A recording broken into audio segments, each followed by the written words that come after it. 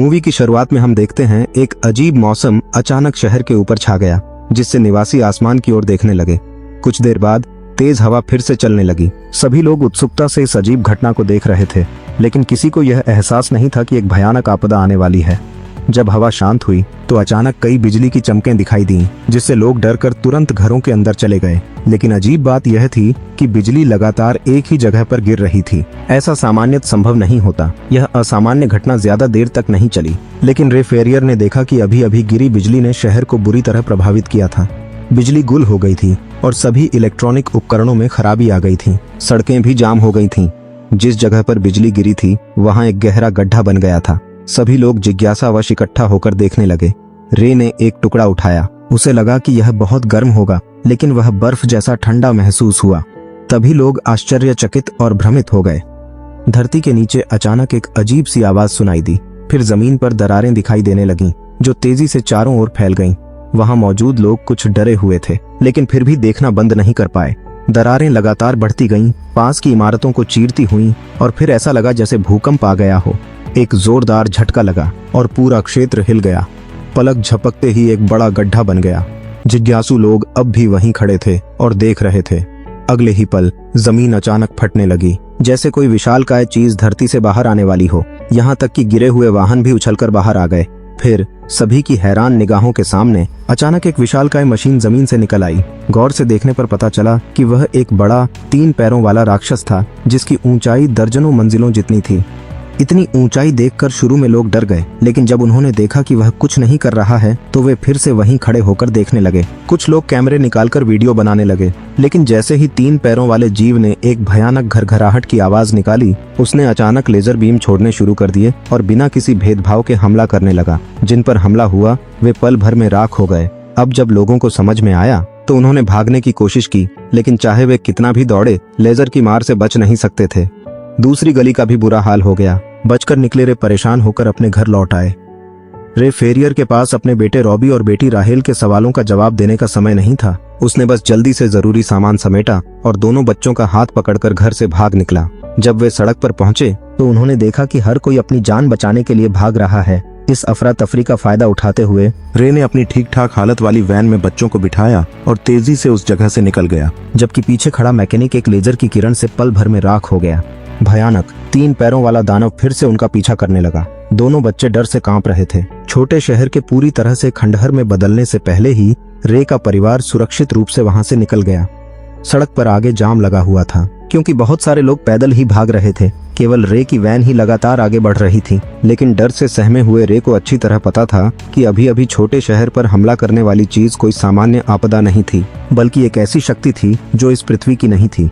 ऐसा लग रहा था मानो वह जमीन के नीचे पहले से ही छिपी हुई थी और बिजली के साथ आई अजीब आंधी ने उसे जगा दिया था। रे जितना हो सके उस खतरे से दूर जाना चाहता था, लेकिन राहेल रोने लगी और अपनी माँ मैरी को ढूंढने की जिद करने लगी। मजबूरन रे वैन चलाकर अपनी पूर्व पत्नी मैरी के घर पहुंचा।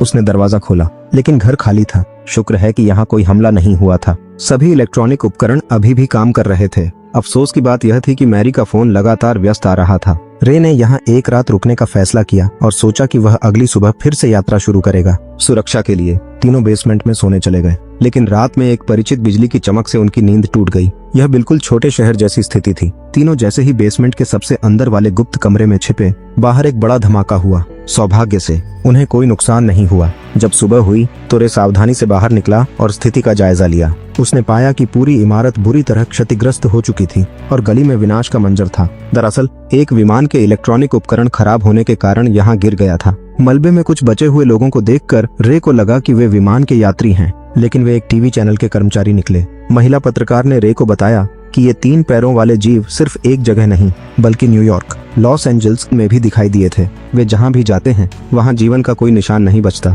ऐसा लग रहा था कि वे इस ग्रह से सब कुछ मिटा देना चाहते हैं। यह स्पष्ट था कि यह एक विश्व स्तर की आपदा थी। रे के अनुमान के अनुसार एलियंस बिजली की चमक के साथ किसी उच्च तकनीक वाले वाहन में सवार होकर आसमान से उतरे थे और धरती में प्रवेश कर गए थे। 3 पैरों वाली मशीनों को चला रहे बाहरी ग्रह के एलियंस का एकमात्र उद्देश्य पृथ्वी पर आक्रमण करना था। जब रे और रॉबी बात कर रहे थे तो रे ने अचानक 3 पैरों वाले जीव की गहरी गर्जना सुनी। इसलिए सभी ने तुरंत यहाँ से कार में भागने का फैसला किया और रे ने भी अपने परिवार के साथ बोस्टन में अपनी माँ के घर जाने का रास्ता पकड़ा। पहले अपनी पूर्व पत्नी मैरी को तलाशने के विचार से रे उस दिशा में बढ़ रहा था जहां उसे लगा कि वह शायद गई होगी। लेकिन बाहर निकलने के कुछ ही समय बाद राहेल ने बाथरूम जाने की जिद करना शुरू कर दिया। रे के पास और कोई चारा नहीं था, इसलिए उसे गाड़ी सड़क के किनारे रोकनी पड़ी। जब राहेल पास के नदी किनारे पहुंची तो उसने एक बेहद डरावना दृश्य देखा। नदी की सतह पर अचानक बहुत सारी लाशें तैरती हुई आईं, जिससे वह लगभग सांस नहीं ले पाई। सौभाग्य से उसके पिता रे समय पर आ गए, जो वो उसकी चिंता कर रहे थे, और उसे वापस ले आए। इसके बाद पूरा परिवार आगे बढ़ने लगा। इस तरह वे रात तक चलते रहे और आखिरकार बोस्टन जाने वाले बंदरगाह पहुंचे, जहां पहले से ही शरणार्थियों की भारी भीड़ जमा थी। जब सभी लोग पैदल यात्रा कर रहे थे तो उनकी चलती हुई वैन थोड़ी असामान्य लग रही थी। जल्द ही भीड़ भाड़ वाले लोग कार को बिल्कुल चलने नहीं दे रहे थे और यह इकलौती चालू कार उनका निशाना बन गई। कुछ लोग उनसे विनती कर रहे थे कि उन्हें भी साथ ले चलें। कुछ सिर्फ यह जानना चाहते थे कि कार कैसे चालू है, और कुछ चरमपंथी लोगों ने तो कार तोड़नी शुरू कर दी ताकि उसे जबरदस्ती रोका जा सके। रे ने भागने की कोशिश में गाड़ी का एक्सीलेटर दबाया, लेकिन रास्ते में तेजी से स्टीयरिंग घुमाया और पास के बिजली के खंभे से टकरा गया। भीड़ तुरंत उन पर टूट पड़ी। ऐसा लग रहा था कि वे पल भर में कार को पलट देंगे। वे खिड़कियों पर पागलों की तरह मार रहे थे, यहाँ तक कि खाली हाथों से टूटे हुए कांच को भी निकाल दिया। 2 लोगों ने जबरदस्ती ड्राइवर सीट पर बैठे रे को खींच लिया और उसे बुरी तरह पीटा। देखते ही देखते कार में बैठे बच्चों को भी नुकसान पहुंचाने की तैयारी हो रही थी। रे ने तुरंत बंदूक निकालकर उन्हें रोकने की कोशिश की और यह देखकर हैरान रह गया कि उनमें से एक ने भी हथियार निकाल लिया था। मुकाबले के दबाव में रे को समझौता करना पड़ा। वह अपनी बेटी राहेल को बाहर ले आया और कार को छोड़ दिया। लेकिन जैसे ही तीनों पास के एक रेस्तरां की ओर बढ़े, भीड़ से दूर किसी ने गिरी हुई पिस्तौल उठा ली और कार चला रहे लड़के को गोली मार दी। सर्वनाश के दौरान सबसे डरावनी चीज मानव स्वभाव है। एक कार के लिए किसी की जान ले ली जाती है और ऐसी घटनाएं बाहर लगातार हो रही थीं। इस दृश्य ने रे को अंदर तक हिला दिया। पहली बार उसने अपने बच्चों के सामने आंसू बहाए, लेकिन जब उसने देखा कि दोनों और भी डर गए हैं तो एक पिता के रूप में रे के पास मजबूत बने रहने के अलावा कोई विकल्प नहीं था। अपनी भावनाओं को काबू में करने के बाद वह दोनों को लेकर पैदल ही बंदरगाह पहुंचा। यहाँ की भीड़ और भी ज्यादा घनी थी। हर कोई इस भयानक जगह से भागना चाहता था, लेकिन किसी को यह नहीं पता था कि क्या अब इस दुनिया में कोई सुरक्षित स्थान बचा है। जब वे जहाज पर चढ़ने के लिए लाइन में खड़े थे तो राहेल ने अचानक देखा कि सामने की पहाड़ी पर कुछ हलचल है। वह डर से अपने पिता का हाथ कसकर पकड़ लिया। रे और रॉबी ने एक साथ दूर देखा। केवल एक 3 पैरों वाला जानवर पहले से ही पहाड़ी पर खड़ा था। आसमान में गूंजने वाली उसकी भयानक गर्जना के साथ ही लाइन में लगे लोग तुरंत पीछे की ओर भाग गए। पीछे मुड़कर देखने पर रे का ध्यान पीछे आ रहे एक और 3 पैरों वाले प्राणी पर गया। भीड़ तुरंत ही उत्तेजित हो गई। सभी लोग आगे बढ़कर नाव पर चढ़ना चाहते थे, लेकिन भीड़ को आता देख कप्तान को डर था कि स्थिति नियंत्रण से बाहर हो जाएगी, इसलिए उसने पुल को उठाने का आदेश दे दिया, जबकि जहाज पर अभी भी बहुत जगह थी। सौभाग्य से रे का परिवार सफलतापूर्वक जहाज पर चढ़ गया। देखते ही देखते पीछे और अधिक 3 पैरों वाले राक्षस दिखाई देने लगे। कुछ लोग यहाँ से निकलने के लिए खतरे की परवाह किए बिना पुल के किनारे लटक गए। यह दृश्य देखकर रॉबी तुरंत मदद करने के लिए आगे बढ़ा, लेकिन तभी कप्तान को कुछ गड़बड़ी का एहसास हुआ और शांत पानी की सतह पर अचानक एक विशाल भंवर बन गया। ऐसा लग रहा था कि जल से कुछ बाहर निकलने वाला है। अगले ही क्षण भंवर से एक बड़ी लहर उठी और एक 3 पैरों वाला प्राणी पानी से बाहर निकल आया। केवल एक पल में उसने जहाज को पलट दिया। अभी अभी जहाज पर चढ़ने की खुशी मना रहे जीवित लोग फिर से एक बड़े खतरे में पड़ गए। वे बड़ी मुश्किल से पानी से बाहर निकलने की कोशिश कर रहे थे, पर 2 और 3 पैरों वाले जीव फिर से लोगों को पकड़ने लगे। रे, रॉबी और राहेल मुश्किल से तैरकर किनारे पर पहुंच पाए, लेकिन संकट अभी टला नहीं था। उन्हें सांस लेने का भी वक्त नहीं मिला। उन्हें तुरंत उठकर भागना था। आसमान से गिरने वाला हर मलबा एक संभावित खतरा था। आखिरकार पूरी तरह थक जाने पर लोगों को कुछ पल का सुकून मिला और मानव सेना ने भी पलटवार शुरू कर दिया। दूर पहाड़ी पर आग की लपटें दिखाई दी। रोशनी आसमान की ओर बढ़ी और जमीन पर टैंक और आसमान में युद्धक विमान एक साथ आए और लक्ष्य पर पूरी ताकत से हमला किया। लेकिन शक्तिशाली एलियन सभ्यता के सामने इंसानी हथियारों का कोई असर नहीं हो रहा था। वे 3 टांगों वाले राक्षसों के सुरक्षा कवच को भी नहीं तोड़ पा रहे थे। फिलहाल वे केवल समय को जितना हो सके उतना खींचने की कोशिश कर सकते थे, ताकि पीछे बचे लोगों को सुरक्षित निकाला जा सके। रॉबी स्वभाव से ही साहसी था। उसने यह दृश्य देखा और वह भी लड़ाई में शामिल होकर अपने घर की रक्षा करना चाहता था। लाचार रे को अपनी बेटी राहेल को वहीं रहने देना पड़ा और अपने बेटे के आत्मघाती व्यवहार को रोकने के लिए आगे आना पड़ा। लेकिन चाहे उन्होंने कितनी भी कोशिश की, रॉबी का मन नहीं बदला।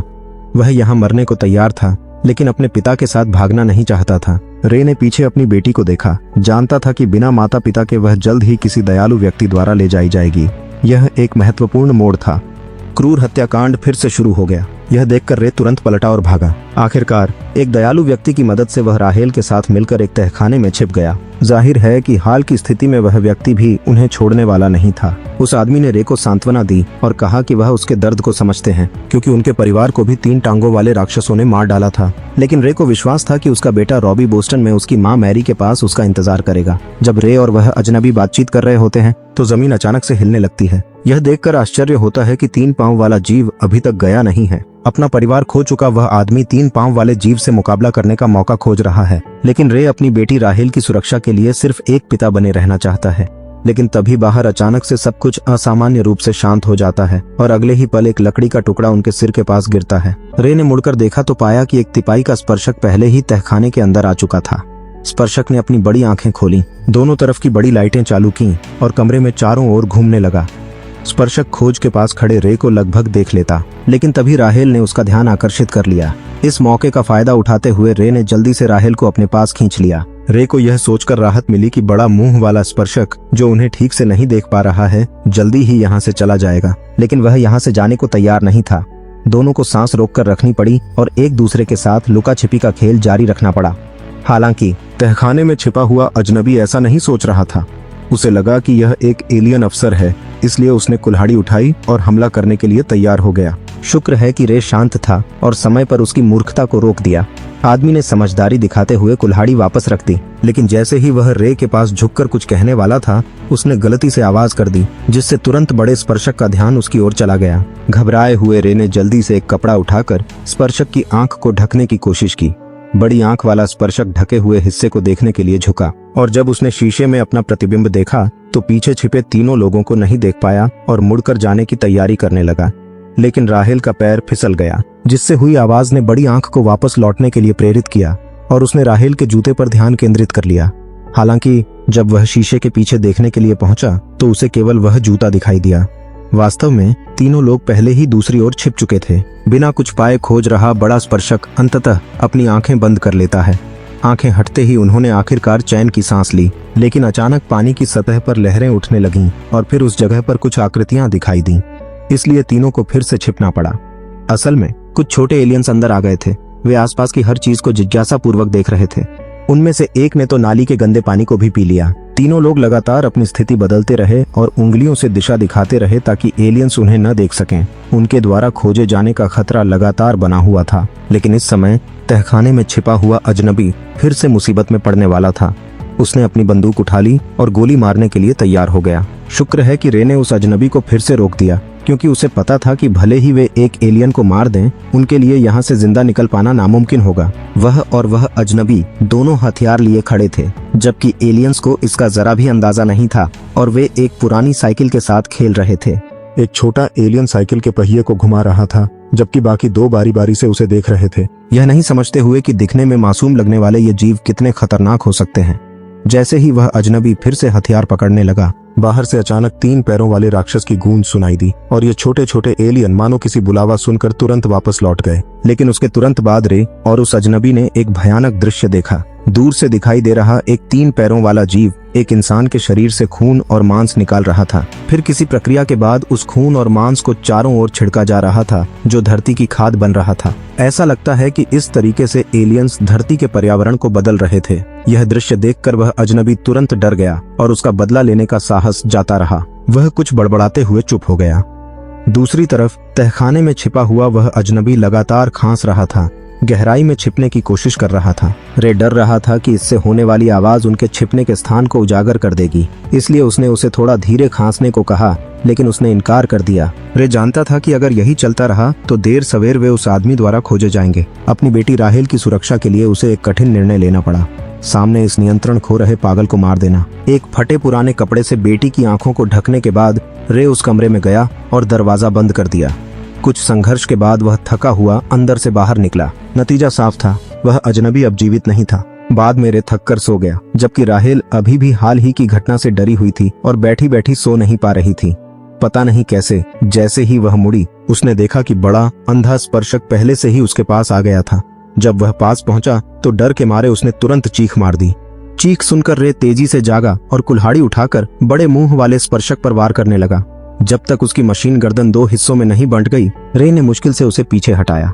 पलटा तो देखा, बेटी राहेल गायब हो चुकी थी। रे जल्दी से बाहर जाकर राहेल को खोजने लगा और पाया कि पूरी दुनिया खून के रंग की हो गई है, जैसे वह नरक में हो। जब उसने राहेल को ढूंढा तो देखा कि उसे एक 3 पैरों वाले राक्षस ने पकड़ लिया है। 3 पैरों वाले राक्षस का पीछा करते हुए रे को एक सैन्य वाहन मिला और अंदर कुछ ग्रेनेड मिले। उसने तुरंत एक उठाया और फेंका, लेकिन राक्षस के सुरक्षा कवच ने ग्रेनेड को बाहर ही रोक दिया। कोई भी प्रतिरोध करने का मौका नहीं था। रे को भी 3 पैरों वाले राक्षस ने पकड़ लिया और उसे किनारे पर बने पिंजरों में डाल दिया। पिंजरे में सभी पकड़े गए लोग थे और इस समय अत्यंत निराश थे, शायद किसी भी पल खाद बना दिए जाएं। तभी रे ने कोने में राहेल को देखा। वह पहले से ही डर के कारण अवाक थी, लेकिन इसी बीच 3 पैरों वाला राक्षस अपनी सूंड बढ़ाकर एक दुर्भाग्यशाली व्यक्ति को पकड़ लेता है, उसे अंदर खींचकर खाद में बदल देता है। असहाय लोग केवल निराशा से अपनी मौत का इंतजार कर सकते थे। जल्द ही 3 पैरों वाला राक्षस फिर से लोगों को पकड़ना शुरू कर देता है और इस बार उसने रे को चुना। ऊपर खींचे जाने से पहले रे ने जल्दी से हाथ में एक ग्रेनेड पकड़ लिया, मरने से पहले कुछ करने की कोशिश करने के लिए। जब यह त्रासदी दोबारा घटने वाली थी तो एक सैनिक ने जल्दी से आगे बढ़कर उसे हाथ से पकड़ लिया। उसकी प्रेरणा से सभी ने बाहर न जाने का फैसला किया। सैनिकों के एकजुट प्रतिरोध ने 3 पैरों वाले जीव को घातक नुकसान पहुंचाया और दोनों तरफ के पिंजरे गिरने लगे। जिस पिंजरे में रे था वह एक पेड़ पर फंस गया। जब वे उसमें से बाहर निकले तो 3 पैरों वाला जीव अंततः कबाड़ में बदल गया। अगले दिन सुबह पिता पुत्री की जोड़ी ने भीड़ के साथ बोस्टन की ओर चलना जारी रखा, लेकिन उन्होंने पाया कि जहां भी वे गए वहां असाधारण रूप से शांति थी और धुएं से भरे शहर में भी कहीं 3 पैरों वाले जीव के निशान नहीं दिखे। और उन्होंने मानवों का उपयोग करके जो पौधे उगाए थे वे सभी सूखने लगे। हल्के से दबाते ही वे धूल में बदल गए। जब वे शहर की सड़कों पर पहुंचे तब उन्होंने देखा कि एक 3 पैरों वाला जीव सड़क पर अधमरा पड़ा है। ऐसा लगता है कि एक रात में ही उसने शक्ति खो दी थी। रे ने सोचा कि सेना ने उसे गिरा दिया होगा, पर सैनिक ने कहा कि इसका उनसे कोई संबंध नहीं है। तभी एक और 3 पैरों वाला प्राणी नजर में आया, लेकिन उसका हाल वैसा ही था जैसे उसने नकली शराब पी हो।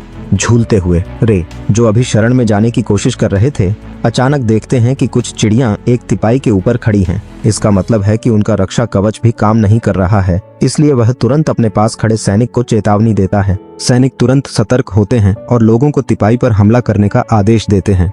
बिना रक्षा कवच के वे मानव हथियारों के सामने और कुछ विकेट से ही बचे थे, लेकिन इंसानियत अंततः विनाश से बच गई। जब सभी लोग सतर्कता से तिपहिया के चारों ओर थे तब उन्होंने देखा कि एलियंस ने अंदर से चैम्बर का दरवाजा खोल दिया, लेकिन बाहर निकलने से पहले ही दर्द में अपनी जान गंवा दी।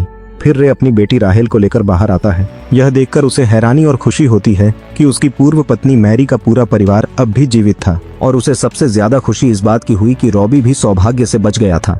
बाद में वैज्ञानिकों ने शोध के बाद पाया कि एलियंस वास्तव में पृथ्वी के सूक्ष्म जीवों से मारे गए थे। जब से वे पृथ्वी पर आए थे वे पूरी तरह से एक नए वातावरण में थे, और उसी समय अदृश्य बैक्टीरिया ने हवा या पानी के स्रोत से उनके शरीर में प्रवेश कर लिया और फिर धीरे धीरे उन्हें बीमार कर दिया, जब तक कि उनकी मृत्यु नहीं हो गई। और मनुष्य, जो स्थानीय निवासी के रूप में जन्मे थे, लंबी विकास प्रक्रिया के बाद पहले से ही बैक्टीरिया के खिलाफ प्रतिरक्षा क्षमता प्राप्त कर चुके थे। बाहरी दुनिया के प्राणी मरने तक यह समझ नहीं पाए कि ये छोटे बैक्टीरिया इतने भयानक हो सकते हैं, और मनुष्य यह नहीं सोच सकते थे कि बैक्टीरिया ने पृथ्वी को बचा लिया।